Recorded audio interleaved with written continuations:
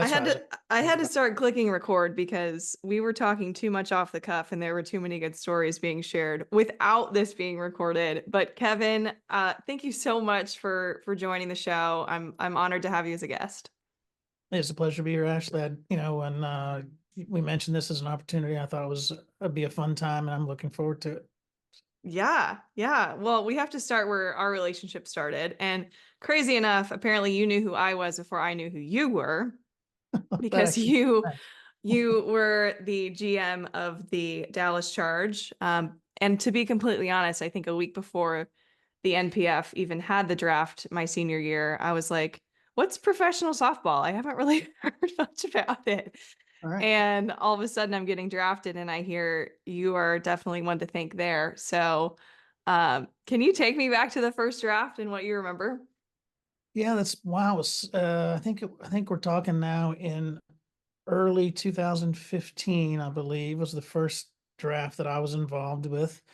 And it is pretty sketchy at this point. I remember there was a struggle over the Jolene sisters because I'm sorry, the Henderson sisters, Yep, and yep. I wanted Jolene, but there was, how do we manage this? Make sure we keep the sisters together, Hmm. and and so I was trying to work out a deal with the other clubs, and it was clear to me they were going to try to hose me there some. Oh, and take Danielle. Yeah, and so, but I had back to back, we had back to back picks, and I was trying to get Danielle in a later round, but I could tell that they were going to mess with me, so I was going to take Jolene first, then pick someone else, and then go get Danielle. But I could tell they were going to Yep. mess with me, so I picked them both back to back. So those guys, Smart. they couldn't do anything, and I knew I was maybe sacrificing someone else, and I also remember that. Um, Florida pitcher Lauren Hager. Warren is still mad at me Why uh, is she mad at you? and I'm exaggerating, but it's not that important. But because I think we took her in the fifth round, and she was like, Oh, and she's like, why wasn't I number one? "Yeah, yeah," because well, and part of that was because I think Coach Walton told me she wasn't really sure if she wanted to play, and that's why I wasn't sure that I wanted to spend an early round pick if she wasn't going to play, though she turned out to be obviously one of the most impactful players in the, franchise's history. So Mm-hmm. she's a great player. And we've laughed about it, or I've laughed about it since then. Whenever I talk to her about it, I can't make sure I'm far enough away that she can't actually hit me. Well, you get to see her at NFCA every year and Yeah. probably you probably play her every once in a while too. She's Um, coaching for Kevin Hind in yeah, we haven't North seen her. Carolina. Yeah, but she also comes sometimes to Amanda Scarborough's Pitching Angel event that we host in Yep. December. And so I've seen Hmm. her there as well. So Yeah. yeah, You yeah, guys can't get away from each other. no, no, great. No, but you're two of my favorite people. So yeah, that is significant. That was a crazy experience. I was actually in the middle of a game when this all happened. Yeah, yeah, We were yeah. playing Ball State and I like completely forgot. I mean, you understand you were an athlete. Like when you're playing, you kind of just forget about everything else going on. So, And it was such an intense game. It was like back to back. Like they'd hit a home run, we hit one, and it was just insane. And we were so invested. We ended up winning that game. But then it was like after the game, I remember we were singing our fight song to our fans because it was on our home field. so you And my won. dad's up in the stands with my mom, and he's like screaming. He's like, "You did 15." And I'm like, I forgot the song. And I'm just like, what are you kidding? That's crazy. Yeah, that's all. Um, yeah. And then from there, it was constantly, talking about, hey, what size uniforms are you going to get? And just the anticipation was just building and building and building. And, finally getting to McKinney, it was such a surreal experience. It was so fun. And one Wow. thing that, I need to share with the audience is you did such a great job of just trying to put us first. And I think, in the world where even right now the WPF's going through some stuff, not being able to pay players, and it wasn't a great experience for many. I can say firsthand the experience was top notch. And I know there's areas where you're like, yeah, we probably could have done better. And it was, the first year that we ever, had a team. And yeah, there were things that happened, but like I just significantly remember your willingness to just put us first and ask us the right questions. So that was a Yeah. big part of my experience that I enjoyed. Well, and I remember, Yeah, so I appreciate that. Yeah, we, I remember I liked the fact that you're a lefty or a swinger. Yeah, Hmm. right. Yeah, I remember. Lefty through right. Yeah, Yeah. through right. So I remember that was very important to me. So that's one of the reasons I liked you. What is Jenny's last name? Was she on Ball State when you were playing that team? She was an outfielder Oh, with a yeah, bunch of yeah, home yeah. runs. She's actually getting inducted into Ball State. Yes. So I She think, just was lives in already here. playing for Akron. I think she was a year older than me. Oh, I'm okay. pretty sure. Okay, I'm that pretty makes sense. sure. Yeah. But Anyway, yeah, she's she lives. stud. She's from McKinney. I played Hmm. high school ball in McKinney, but lives now, I think, in Denton. Anyway, so I was thinking about Ball State. So anyway, I remember why I liked you and why I wanted to get you, right? And I was happy that I was able to, and then, there was a lot of people that were really instrumental in making that first year, at least, not really challenging more than it could have been. And from the top, Joel Barch, who was the owner, that was his mantra: make sure um, the experience is a good one, right? And Jamie Loprise was in the background, right, Hmm. helping us with that. And I don't think anyone knows that or knew that, right? She was a big part of picking the name and the colors and all that. And then Laura Villa as the assistant GM really made a difference. And my wife, right, Lynette, was huge in helping make sure that the housing was right and that it was ready when you guys got there and that you guys got what you needed. She was, such a huge help and a great connection, right? Because no one, guys, people don't connect with me super well, right? But she's great at that. And so without her and, Laura Via helping out and all the interns, remember we had 20 interns in there running around. Jade So that, Hewitt was one of those that's interns. right. Jade Hewitt was Crazy one of the enough. interns, right? Yeah. She's And so, she's been on. Yep. yeah. So without all that great help, it couldn't have been the experience. So it's, it was top down and it was a good time. People act like, oh, 2 years and they took the team away. I remember it was a great experience. I got to meet a bunch of superstars and hang out with them and, you know, get to pretend like I was really in charge of a softball team and stuff. It was a blast. Pretend. Yeah, it was great. It was fantastic. So, Yeah. So yeah. what got you involved with that? Obviously you're from McKinney and so how did that even come about for you? I still don't know really. I mean, I had gone to Ronald McDonald in 14 down in Houston. We played at the scrapyards at that time. And Connie May runs at that time ran the park. I don't know what the current status is. Anyway, so I ended up spending a few minutes with Joel, right, the owner, and we just talked softball in the game, and that was in November. And then I got a call in late November, early December, saying, "Hey, would you like to be the GM of a pro softball team?" I was like, "Well, what are we talking about? I don't even know, like, there isn't such a thing." And so on December 14th, Joel came to Dallas and Jamie and I and Joel sat down. I can't remember where, like a Starbucks down in the city or something. And we just started scribbling stuff on napkins and I started asking questions and trying to understand how much autonomy I would have, how we would fund it, how I would operate, what were the rules on operations as far as he was concerned. And he laid it all out, like, and it was great. He essentially gave me autonomy to manage it and to run it, and hurry up and go because you have like 4.5 months to get a team on the field, right? And we have nothing. We don't Crazy. have a name. We don't have colors. We don't have a logo. We don't have, it was, you talk, and I was, so it was 18-hour days, right? I somehow became a expert in, I think it was H1 visas, right? Because we got the Japanese players, the Oh Australian yeah. people, right? And then the next year, people were coming to me saying, well, the GM who knows how to get foreign players is that guy. So go to see him about the visa thing. I was like, I don't know. I'm an expert. I just read and did what the stuff said and it worked out. Yeah. But so that was just an amazing. So that's how I got started. And I remember asking Joel, why me? Like, why are you not starting a team in Houston and why Dallas? Like, what's the story? And he said, hey, I asked all around and I couldn't find anyone who said anything bad about you. And I said, well, I have a list, you want it, you know, but that's what he said. So I was like, okay, I didn't care really. It was a great opportunity. Off I went, so it was a blast. You're right. We had that field there at Craig Ranch, which was a beautiful from a field standpoint. We didn't have great facilities beyond that, but we had our apartments we stayed in were good, right? We had, it was a fun experience. It was, a couple months. It's a great time. So I was gonna say, knowing that it only took you 4 months to put all that together, I'm in shock. yeah, it was a grind, but a labor of love. Yeah, it was a lot of fun. Holy smokes. That's Yeah. awesome.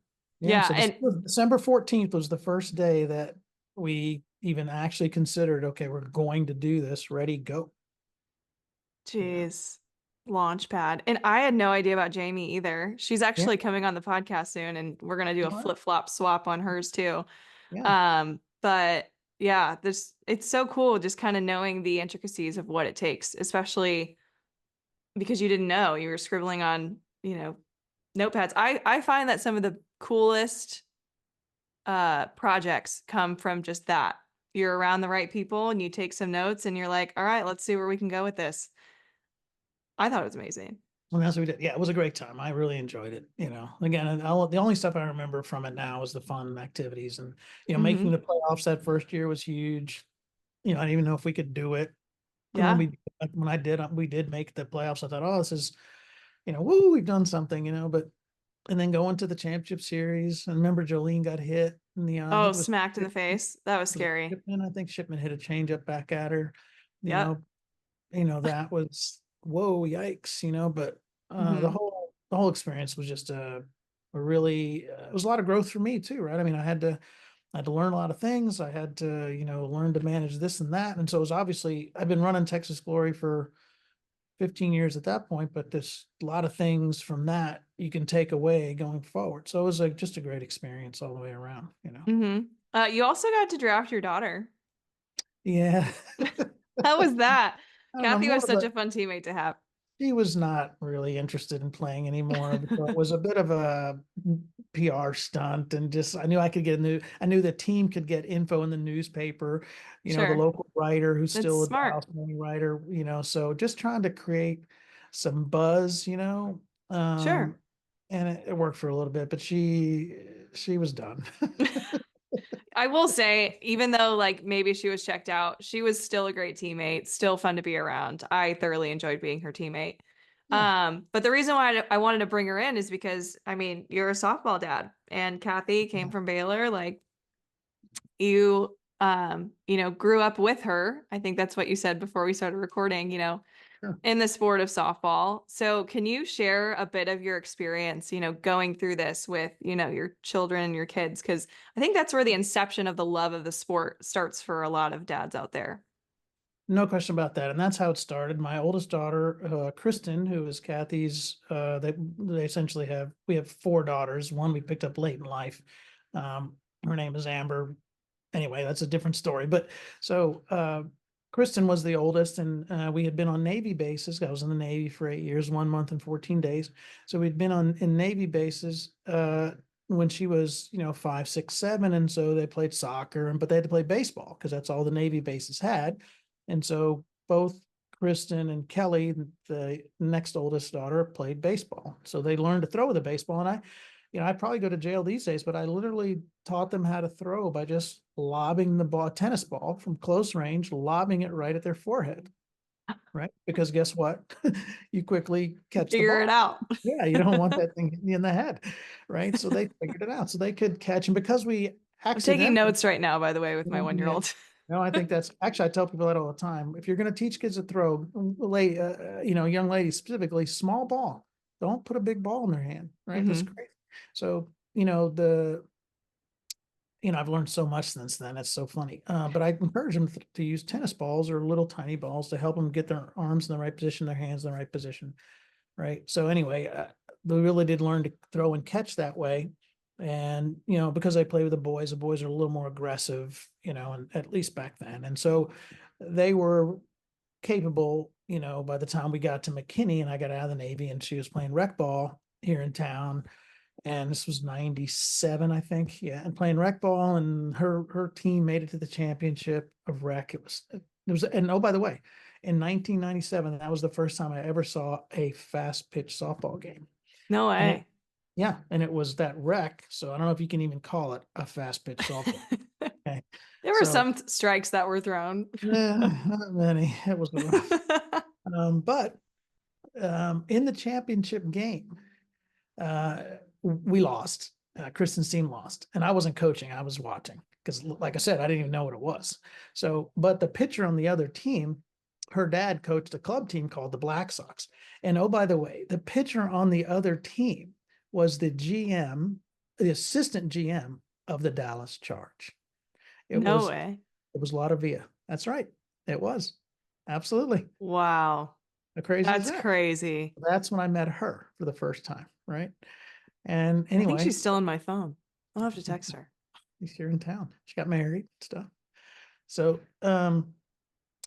her father called and said, "Hey, I saw your kid. You know, are you interested in playing on a select team?" I said, "What's that?" "I don't know. Never heard of it." And when I was a kid, we didn't have select anything. And if we did, we wouldn't have been able to play. We didn't have any money. We couldn't have played select stuff. So, and it just wasn't the way, right? You just played whatever was in your town at that time. Hmm. Anyway, so I said, he explained to me, I grabbed Kristen and I said, "Hey," and Kristen was a 3 years older than Kathy. And I said, "Hey, we're going out to play this," actually 4 years older.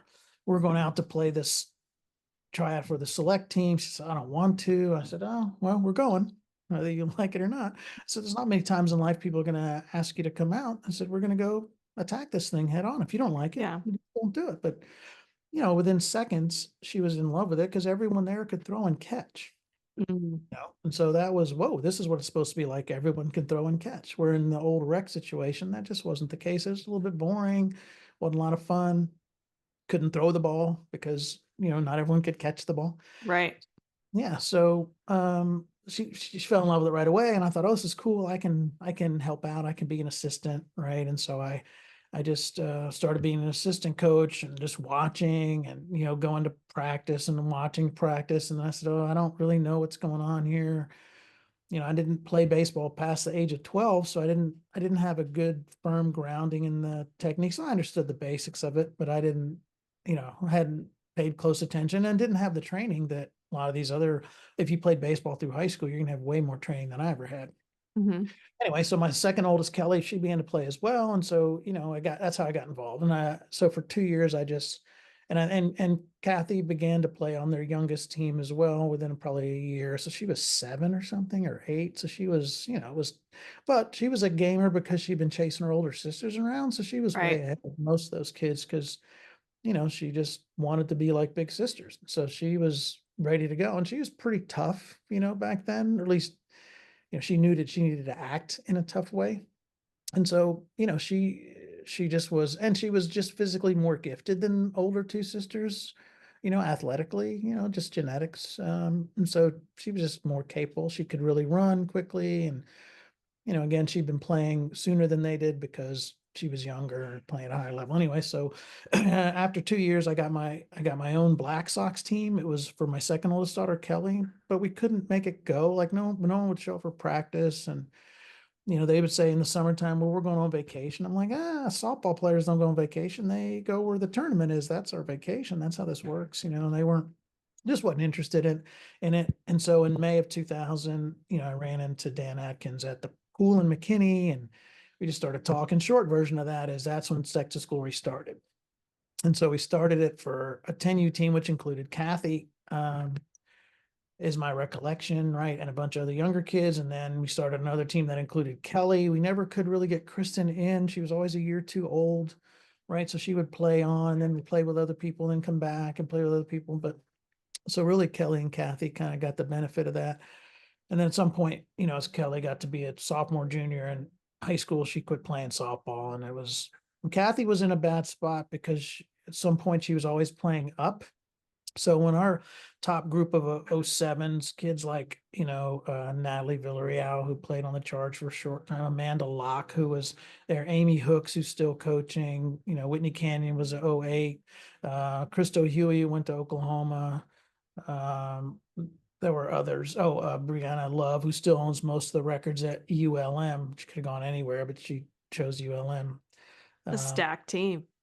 Yeah, it was a very good team, but we didn't know what we didn't know.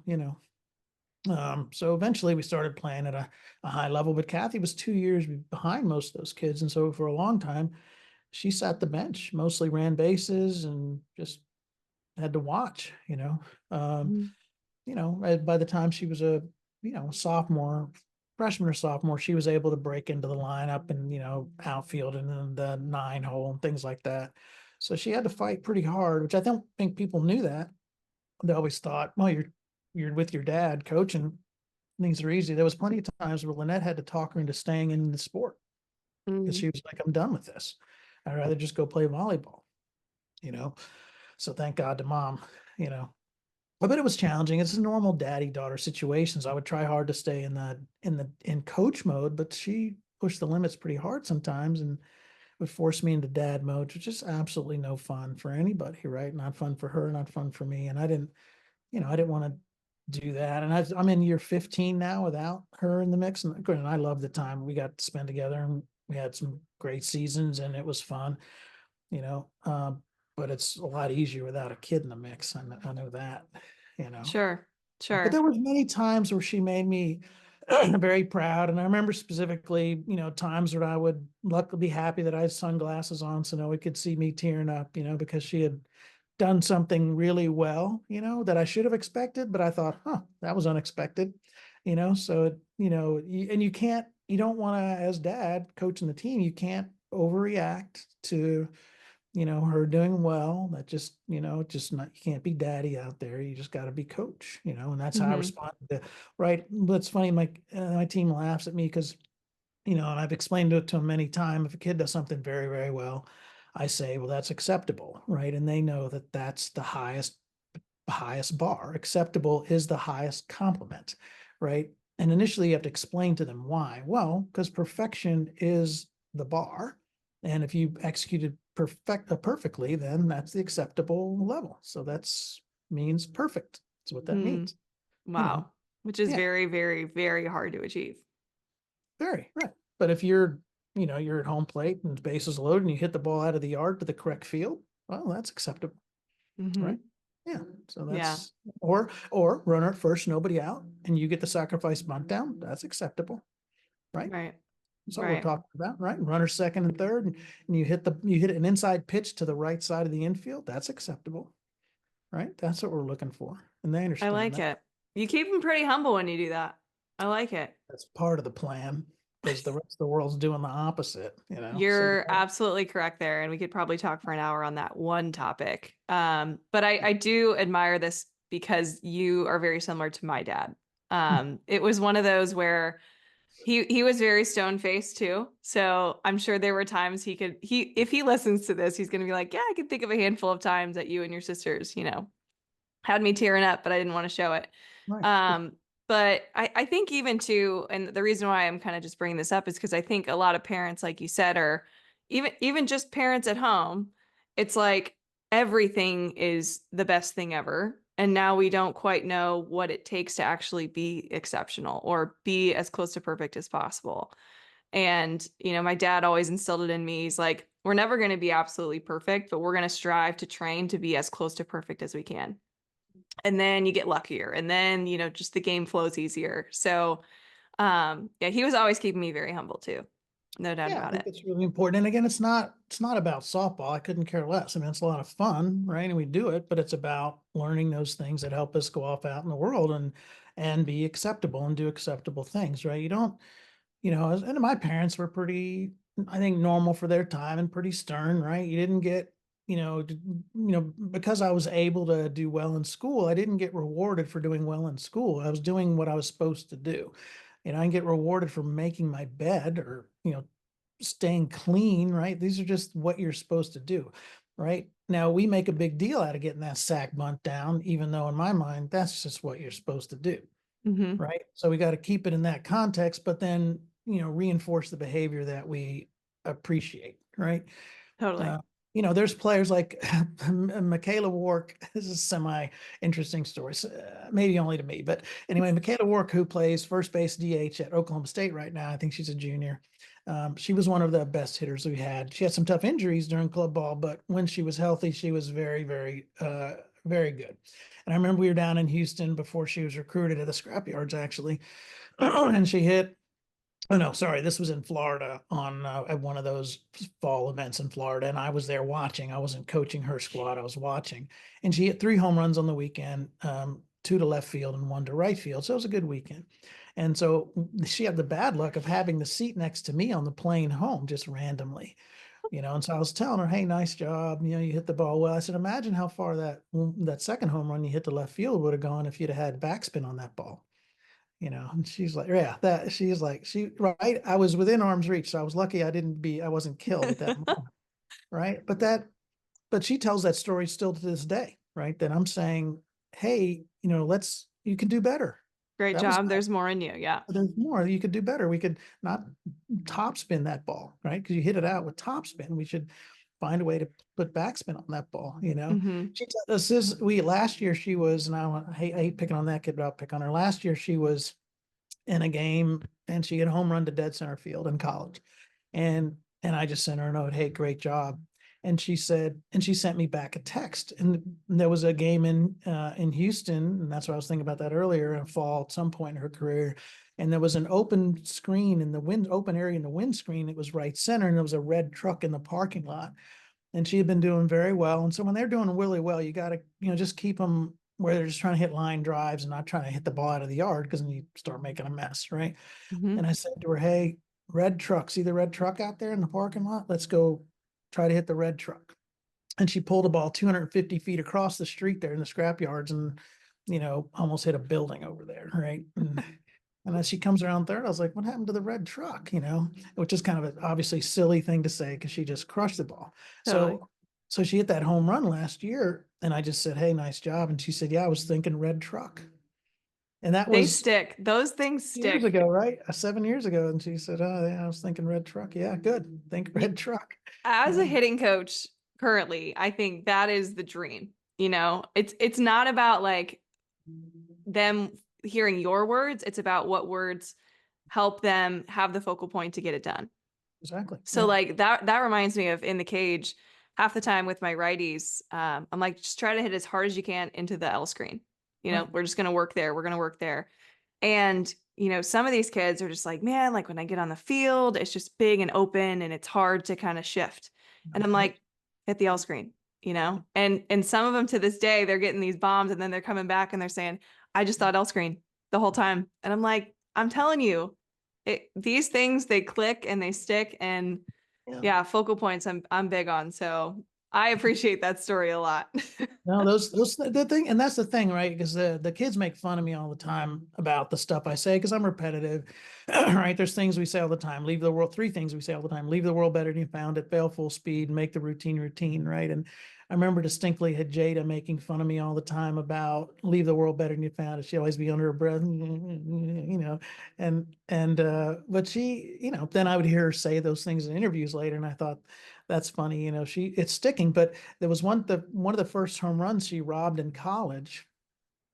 You know, um, she played back to me. She said, "I remember what you said because I used to I watch our outfielders in club watch a ball go over the fence." And I'm scratching my head. I'm like, why aren't you stopping that ball from going over the fence? It's not a home run until it goes over. Why don't you not let it go over?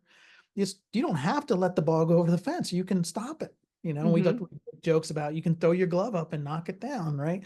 Which is a 3 bases if you actually hit it with the glove. But what anyway, but Jada played back to me. She says, "Yeah, I remember you said it's not a home run till you let it go over." And I'm thinking that's not why you did that. You've been trained way better than that. But the fact that you played those words back to me says, we're hearing what we're saying, right? So those are cool moments. Those, you know, um, even more than coaching your own kid, create the energy you need to come back and do it again, right? Because Hmm. you don't get a ton of thank yous, and we're not doing it for that reason. I tell our coaches all the time, just do the right thing because it's the right thing.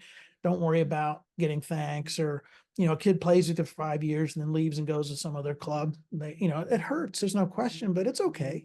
You would have done the same thing anyway, right? Just do the right thing because it's the right thing. You wouldn't have put in less effort with that kid if you just said, well, 5 years from now they're going to leave you. You just keep grinding. So don't worry about those things, right? So it isn't the thanks. It's the just giving your best effort. Same thing you want them to do. That is the most rewarding. Whether you win a game or win a trophy or whatever, right? And to be fair, graduation, going off and getting married, having kids and a family, if that's what they want, those things are wins for us. They're trophies for us. So, and that's why I'm still involved, right? That's the point. Yeah. You're thinking long term. I think a lot of people live in the now and For winning sure. right now, right here. I don't Well, the care who's on the world is team. Yeah, the world's teaching them that, right? correct. It's interesting, right? Because that is right. Because I say to my coaches all the time, I never talk to my team that I coach directly about winning or losing. Never. We never do. Right. We just talk about being our best right now. And that will lead to winning. Right. If you go to my dugout and ask what the score is, they'll say 0-0. Right. I need them to know the score. They have got to be aware of the game situation. And I'm not saying my way is right or the way. I'm just saying this is how I do it. Right. So we don't talk about winning or losing. We just talk about being our best right now, staying in the moment, the process, right? Because I heard Saban say this the other day. He said the scoreboard only matters when the game's over. Hmm. That's interesting. I'd never heard that or thought about that. Again, it's easy to say, but my point is when you think like that as a coach, when you're not trying to make your bones or prove somehow that you're good at the thing, right? Because who cares, right? Then you can stop worrying about the game today, right? And just focus on doing what you need to do to help them all be their best. And that doesn't mean that, I don't want to win. Every coach I know wants desperately to win. Of course, we want to win, right? But what is winning for us? Winning for me and for Coach Gasso were different things, right? I'm not getting fired no matter what. I don't think she is either. But my point, right? You Yeah, gotta, it's a cutthroat. the level she's in, she has to win, right? So all the, Jerry Glasgow, the A&M coaches, Texas coach, they have to win. Right? I don't live in that world. We've got to help our kids win in life. That's winning. Totally different focus, right? So if today we lose a game, but in the end we make progress for the players, that's still winning. And I don't care if people say, "Oh, that's a loser's attitude." I don't care. What difference does that make to me? I mean, you have a lot of kids going to high level schools, so I would say that process is working. Yeah, and to be fair, their genetics and their parents and their efforts generally, and the other coaches and their guides generally lead them to those paths. We're able to put them in position to be seen and play against the best so that we can have the opportunity to go up against the best. The program now kind of feeds on itself. I think we do a good job and we attract like people, and those people are people who understand this idea that team is more important than me. And folks who struggle with that do not survive long in our system because it's just not built for me, me, me, me, me. It's built for the collective good. I did tell our 16U team right last year at the beginning of the summer, hey, all uncommitted kids, hey, your recruiting success is dependent on team success, right? Because Mm. convincing all those kids who were going to Texas and Florida, and Texas Tech and all that, to move runners, put the bunt down, hit behind a runner, right? Give up I need a slapper right here. You're a home run hitter. You need to give up your at bat or vice versa, Hmm. right? I need you to, I need you to sit on the bench right now. That's what I need from you, right? And helping them all buy into those ideas and understand why it's real. It's not just Kevin's opinion, right? This will help us be our best, right? And they all did that. You can see based on our summer results, right? So that's the fun thing. But more importantly, if they will take those lessons away, right? Selfless service is the path, right? Just do the right thing because it's the right thing. Put yourself last, right? Lead by example, right? Don't worry about look at me, look at me, look at me. That's the world we live in today, which is it's one way, it's an approach, but it's not one I think is the best. I don't think it's the way. Yeah, it's not If the you watch best. The Mandalorian, this is the way. Yeah, I that's don't right. I I do. don't think it's I such a love good show. everything all Star Wars, right? But I think about Star all the Wars. Yep. yeah, Lord of the Rings. yeah, love those things. I think about all the time, right? We sure could use more team and the world I live in, right? People are nice and they're considerate and everyone takes care of each other, despite what the media says. So anyway, just having an opportunity to impress the important life lessons and things that I've learned, you know, on the kids because I wish I could help the parents with some of that stuff, but maybe too late for them. But you Uh, know, I think that we're finding that when we can help the kid and the parents see it, the parents start opening their eyes a little bit. Yeah. And most of So, them, as the kid's experience is a good one and they're having a good experience, most of the parents will, at least get out of the way at that point, mostly, mhm. usually. Is that what you had to do? Like almost get out of the way a bit with your kids? Like Yeah.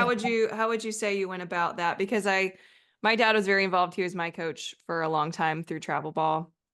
And then I joined my premier organization up here was the Indiana Magic Gold, who you've probably seen many times. And when I joined them, he kind of took, the back road. It was more of like, okay, you're going to be coached here. And yes, at home, we're still going to grind. We're still going to work on things on our own. But he kind of just let me be and experience. And then when I needed someone to talk to about certain things, he kind of stepped in. But same thing Yeah. for college. He was just like, tell me what you're going through, Yeah. I don't know how I did that with Kathy well because I didn't have a lot of coaches then, wasn't have big staffs. We would work in the cage and things, but I try to leave her alone because we got to the point where if we talked, it didn't go that well. And Sure. sometimes, you know, I just and right now kind of our rule we try and we don't have very many there aren't very many kids left in the program whose parents are coaching at this point. But we prefer that parents who's a coach don't coach your kid in the practice or game situation. Let someone else do it. So Cedric Coleman, Jada's dad, I tried to, and it didn't always work, right? Because at some point they are my daughter and father. But we generally just said if you don't coach her, then it's easier for us to manage that. And there have been plenty of those where we said just don't coach her and we'll let us handle it. If you need us to deal something, let us deal with it. That way we can minimize the blow ups that happen between daughter and but there's But plenty of they're them that natural. They happen. yeah, Yeah. it's normal. There's literally no way around it, best I can tell, at least my experience, but it's so minimize it. It's okay. And even when it happens, it isn't that big of a deal, right? Everyone understands it's just life. And it's just the way it works. But when Kathy got to college, I definitely was totally hands off. We didn't talk softball at all. People Hmm. would ask me, is she gonna, especially as a freshman, is she gonna play today? I'm like, I don't know. We'll see when they run out on the field. I don't care. She sells her scholarship. I couldn't care less. I mean, Right. yeah, more fun if she's playing, but at this point she's on Baylor. I'm rooting for Baylor. I mean, it's not, I don't care, and that was a little bit different than other people's approach, but we just never talked about the game at all. After the game was over, we would, it was a binary kind of scenario. We would say, I'd say to her, wow, at least you didn't suck, and she would say, and that meant she had a good game, Hmm. would laugh and say, yeah, at least I didn't suck. And if she did have a bad game, we just didn't say anything, just didn't Hmm. talk about it at all. There was one time specifically that I, we had a blow up during college, and that was, um, it was after I think it was after the World Series year 2011. And then at the beginning of the next year, so 2012, uh, Whitney Canyon got hurt. And so at that time, Kathy was hitting in the 400, was on the top 50 watch list. She had been noticed and she was having a great year. And then Whitney Canyon tore ACL around the bases. And Kathy put the weight of the world on her shoulders, trying to, carry the team, and she just couldn't. Her average is going in the tank. She was really struggling.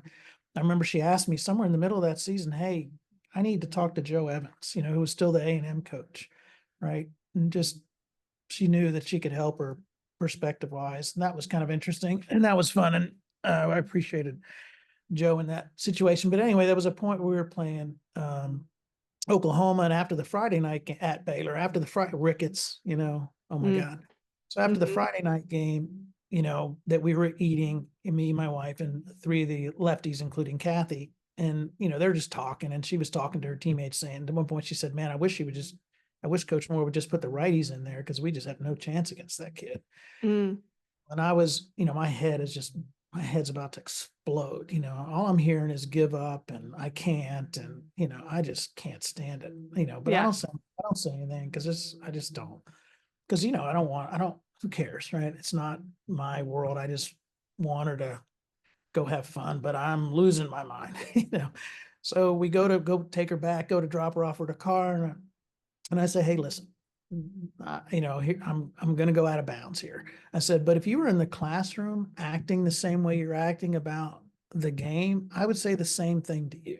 You're defeated before you go in there. You have no chance to succeed because you don't think you can succeed, because you don't believe you can succeed. You're not competing. This isn't a softball thing. This is a life approach. And right now we're failing at our life approach. And boy, she was smart enough not to talk back to me there, you know, Sure. um, but boy, if looks could kill, I'd have been laid dead in the parking lot. She got in the car and shut the door and screamed at the top of her lungs, Yeah. drove away. And And she still remembers that conversation probably. oh, I'm sure, and so do I. We both didn't sleep, and then the next day, maybe that was Friday. And on Sunday, for the last game, which was the day after our blah blah blah, she scored the only run. We managed to win 1-0, believe that or not. It's stupid. Wow. Yeah. Uh, and then we both kind of, oh, sorry, let it, but her, she needed a attitude adjustment there, and it wasn't about softball, right? In my mind, but No.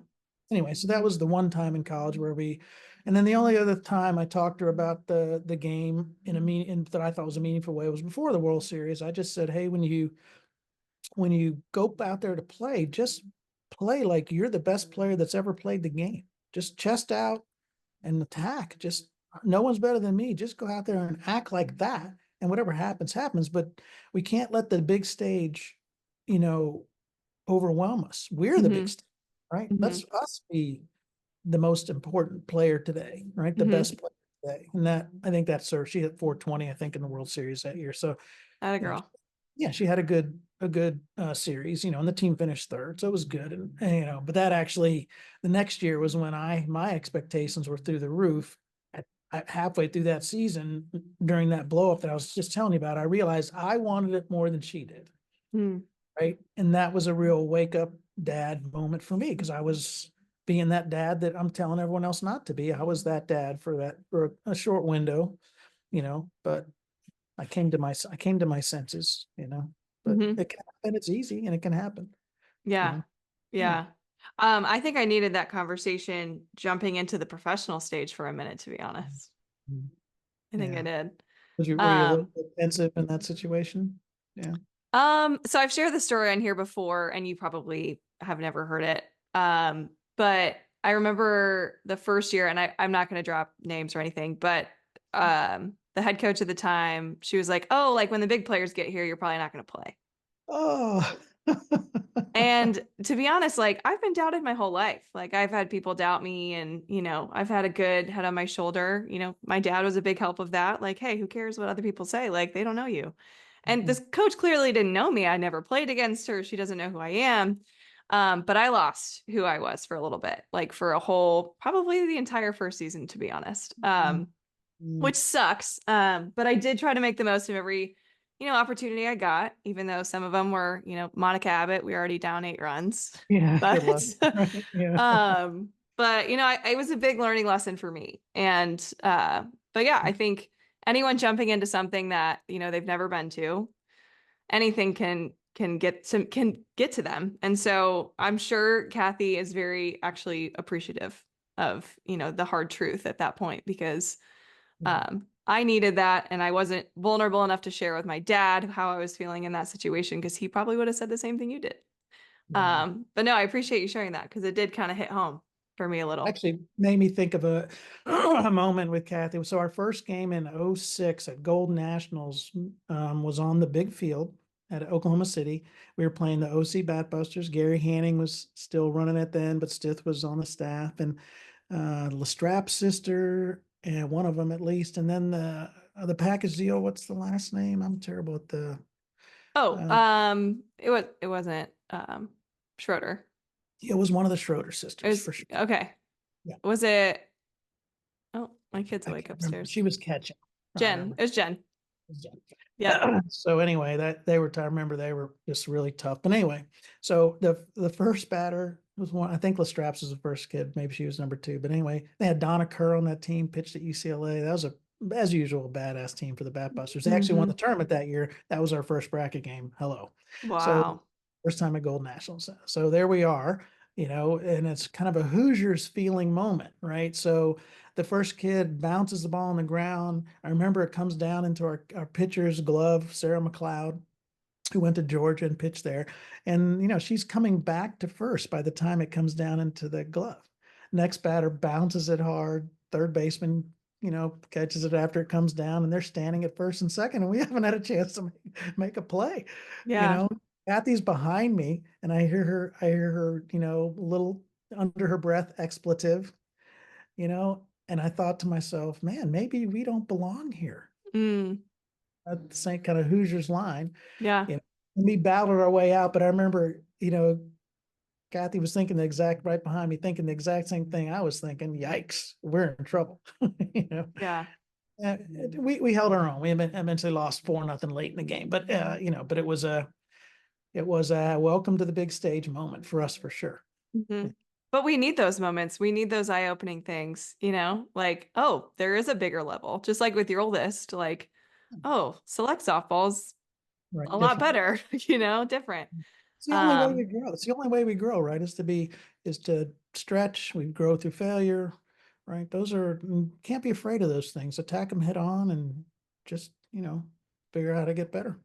Totally. I've loved talking the game with you. This has been so much fun.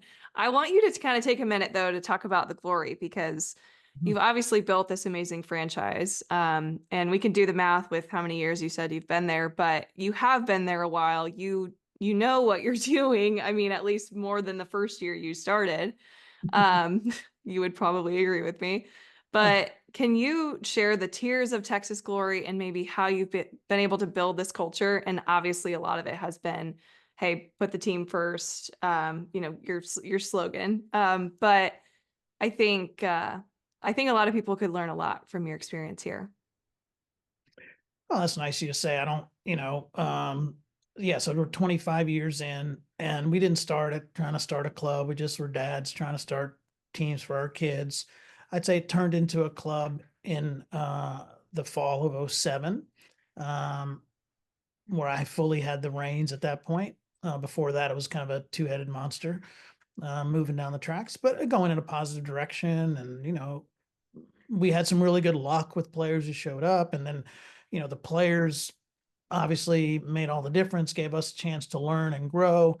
Um, but at that point, we kind of put a pipeline in place, and we were all still just in Dallas, all the teams. We were usually somewhere between 18 to 20 teams, only right here in Dallas. And it was in 2016 that we spread outside of the Dallas area. So, now we're kind of structured here in Dallas. There are close to 40 teams, age, 8U through 18U. And, we do have different tiers of players here in Dallas, different tiers of teams here in Dallas.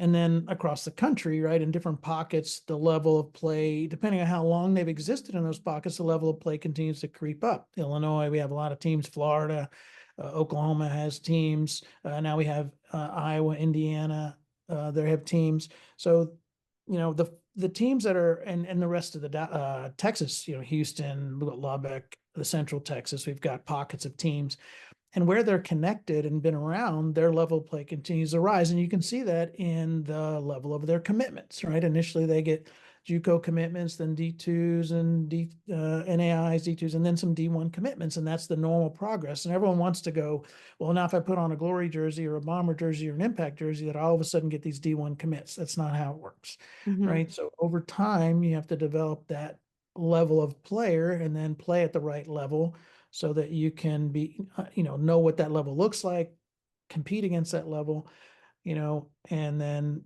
hopefully get seen by the right coaches where you can then go off and have success in college, right? Because your players go off in college and aren't successful, that feedback will come back loud and clear for the Totally. fruits. So the most important part of all of that is you have to have leaders in place who understand their role and are willing to do their role without ego causing them, to say, well, how come I'm not the top team, or can I be called the quote unquote national team? Because we don't use those things, national, or, and I'm not saying people they can do whatever they want. It's just we don't use them, right? Because in the end, you are what you are. Show up on the field and play, right? And that's it. So the most important part to that, how we are structured, is that you have people in place who are willing to do their job, understand their job, right? And continue to raise the level of club. One of the biggest struggles is people don't understand if you can, right? Because a lot of times independent teams or teams in clubs, you hear them, they're fussing about, well, I want the best players on my squad. Well, no, we should feed all the best players to the top squad. That Mm-hmm. will then make the next team better, right? Totally. And people really struggle with understanding that. And then it makes the next team better and the next team better. So you can have 3 or 4 really good teams in the age group if you do it the right way. But pooling talent to make like players play with like is the optimal way to optimize every team's capability and level of play, and to raise the level of play of all the teams, right? But that's not, if you're a coach and your ego's in the middle of it, you fight against that. You hide players, you don't support telling that player, hey, you need to go play on that squad because those players are like you. Then, but just identifying, and understanding and coming to grips with, well, my kid's 5'4", not particularly fast, right? Doesn't necessarily look the part. Yeah, she can play in college, but should she be playing with the kids going to Oklahoma and Texas A&M and Oklahoma State, right? Texas Tech. Should she be playing with those kids, or should she play with the kids where she's going to go play in college, which is maybe more like, Harding or nothing wrong with any of those schools, right? But just understanding that and coming to grips with it, and then being able to help people, know that they still have a path, but it isn't about social media and look how important I am, and, I'm on this team or I'm on that team, or we won this award or that award. That stuff's superficial and doesn't have anything to do with, working away from the field and then going out on the field and playing. And then one of the really hard things these days is, we hear this all the time, I work so hard, so I deserve something. Mm, That is not true at all. That's not real. That is wishful thinking, right? Because if you're not working hard, you're not even in the discussion, right? no, It's not. everybody's working hard. Yeah. So working hard doesn't mean you deserve anything, right? It doesn't matter. I'm 5', 5'10", my driver's license says 6 foot, right? But 5'10" when I got out of high school, 150 pounds, right? Maybe it was the end of track season, so I probably was 145, right? So, I tell people all the time when I'm talking recruiting, I always say, hey, I review that 5'10", 145. I wanted to be a linebacker at Oklahoma, which isn't true, but that's what I say, Right. right? And I expect them to do what you should laugh out Yeah. loud at Right. that. It's just ridiculous. The idea, it doesn't matter how hard I worked or how hard I wanted it, how much I wanted it. It wasn't in the cards, right? Right. God didn't give me those particular skills, those tools. They just weren't there, right? So, and it doesn't mean if you're small, you can't play. No one's saying that, right? But, the eye test is a big part of this thing. And so the levels are important as you just, help people figure out where they fit, where they belong. But it's all driven by having the right leaders in place who Who support get it, that? don't Yeah. have egos, right? And that's what's great about, specifically here in Dallas now, where we have a lot of teams, and, we meet every Sunday at 8 to talk about what's going on and all that. And everyone's eager to, the young coaches engaged, eager to learn and grow. And we all learn and grow. But, you know, there's, in this entire group, there are no, without exception, there are no egos in there who are worried about proving how important they are. And that really helps us, work in harmony and just have a good time together, right? And Mhm. and all grow together. I think it elevates the entire club because you have people who are just interested in getting both feet in and contributing to the club and not worried about, what they're particularly going to get from it. Yeah. No one's looking for notoriety. That's silly anyway. We're such a tiny, insignificant community. It doesn't, what are Yeah. we saying? I Yeah. mean, you said it yourself before we recorded. You had an experience where people were like, you won some championship, and they're like, in the photo, Kevin. You're like, I didn't do it. I wasn't the one on the field to do it. And so you have clearly rallied a team of coaches who also have that same understanding. It's not about you. Not about me, right? Very important. I mean, we don't have again, part of just our culture. We don't have the names on our teams, which frustrates everyone except us because it makes it harder to figure out who we are. I get that, True. and it's not for that, but it's a mindset, right? We don't have the names on the back of our jerseys. Again, I'm not not passing judgment on those who do those things, but there's that's not accidental. It's your culture. Right? You've built it That's what it's about. that way. Yeah. As much as I want to talk for another hour, my kid just woke up from his nap. I hear him. His room is right here. I think I probably woke him up with how excited I was with a few of my responses. But he's good. He's chilling. I can hear him talking. Okay.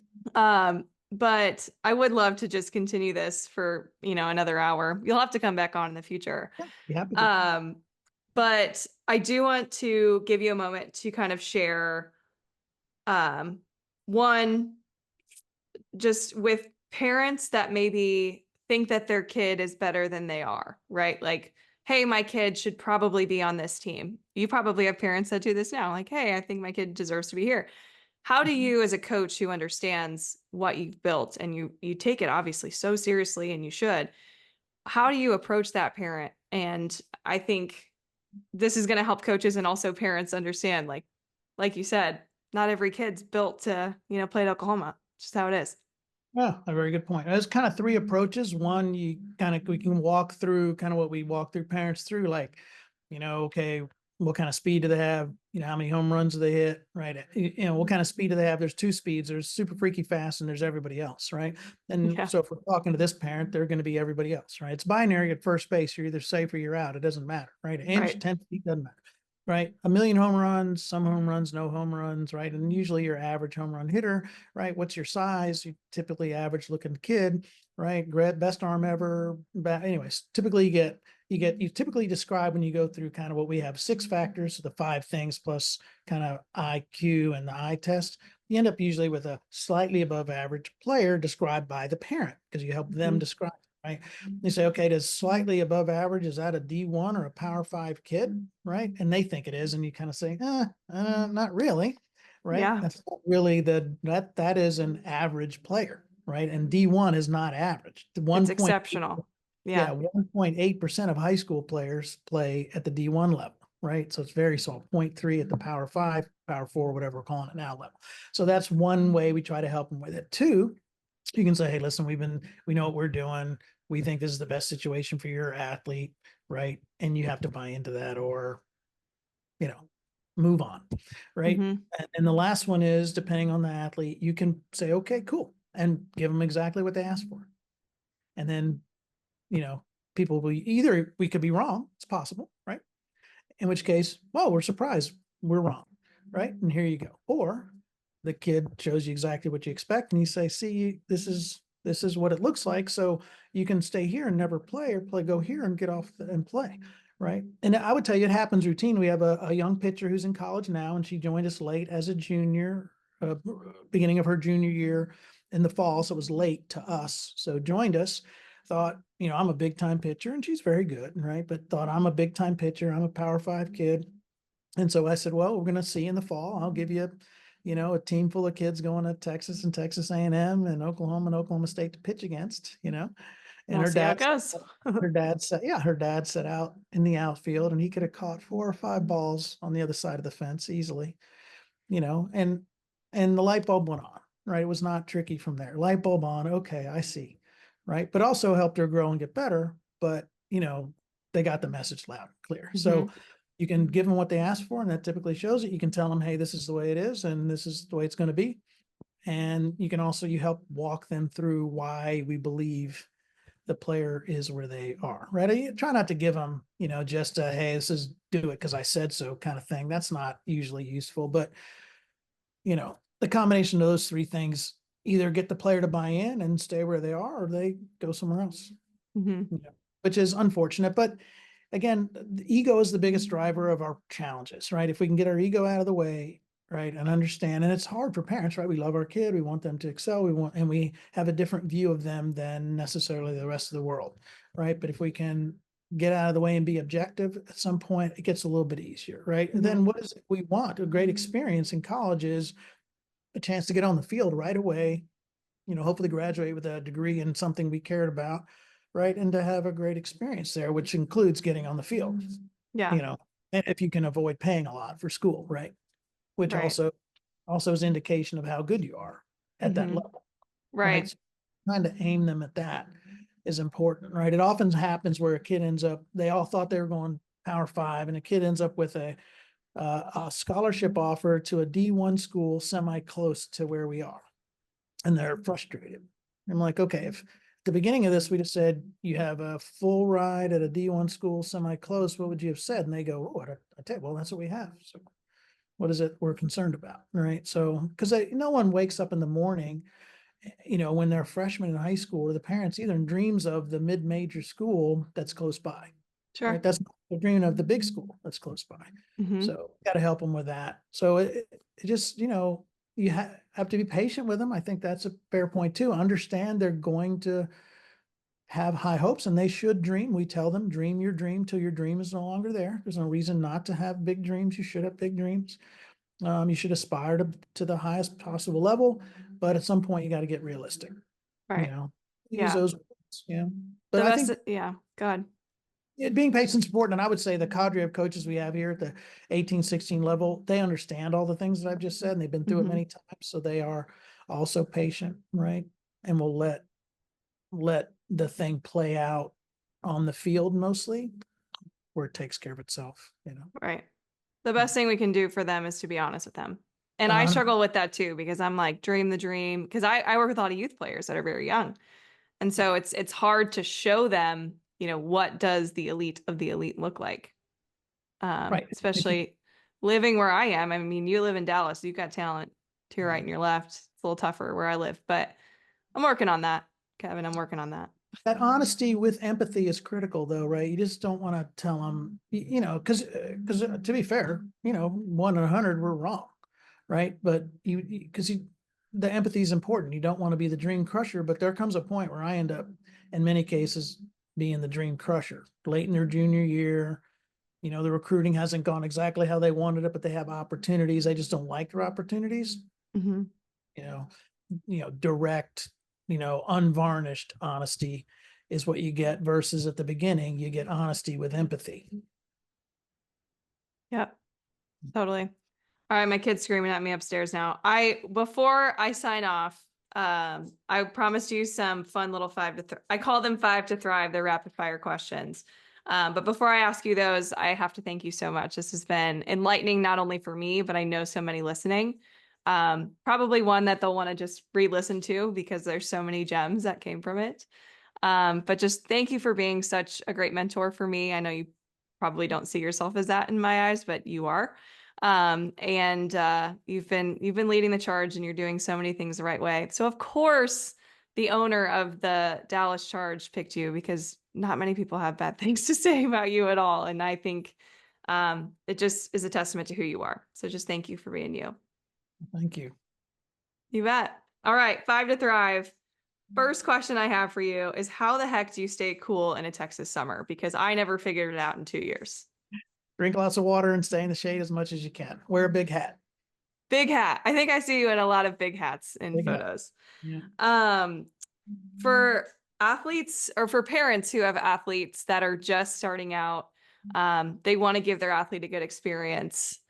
What advice would you give to them? Leave the game at the field. Do not take the game away from the field. So, right, we don't talk about the practice of the game once you leave the field until you get to the next practice. If you want to, keep it positive, let them play because they love it, and stay out of their way. And when do you start changing that? Is that around like 12U, 14U, like where you can actually have conversations post, or would you keep it that way the whole time? We kept it that way the whole time, unless the athlete comes to us with a conversation, and then I always stay very positive and answer their questions, right? So when we left the field, the game, all that stuff was over, right? Leave the piano lessons at the piano lessons, right? Leave the violin at the violin. School's the only thing that's a little bit different, right? You got school's important all the time, everywhere. We got to take care of our schoolwork. But if the player wanted to talk about things, we would do it and stay positive, right, Ben? But one of our rules when we got in the car with our daughters was, the boys too, we were done talking about whatever just happened. It's over. Good Yeah. deal. I like it. What was your favorite part about being a softball dad when you were in the thick of it? Oh yeah, just having a chance to be part of my kid's life without being dad in that moment, right? There was moments where I could be real adjacent to the activity, but be invisible at the same time. So just opportunity to see her grow, interact with other humans, but not have to act like dad in those moments was, was rewarding and just felt like I was, a fly on the wall. So they were fun. Mm-hmm. Yeah. Perfect. What exciting things can we expect from the Texas Glory? I don't know. Hopefully, I don't know about exciting things. I hope we just continue to grind away every single day. I heard once that winners celebrate rarely, grind daily, and I hope that we are doing that. So greatness is excellence is boring. It is every day going in and turning the screw properly in you're part of the Model T Ford and moving it down the line to the next spot and doing it perfectly. So now I have a car on the other end. That's perfect. No one sees that. No one knows it's happening. I don't have to tell people it's happening. It's just that's how greatness and excellence is accomplished, is with the day to day, right? Fail full speed, make the routine routine. That's how you're great, right? And it's opposite of what the world wants to do now, because if it wasn't on social media, it didn't happen, Mhm. right?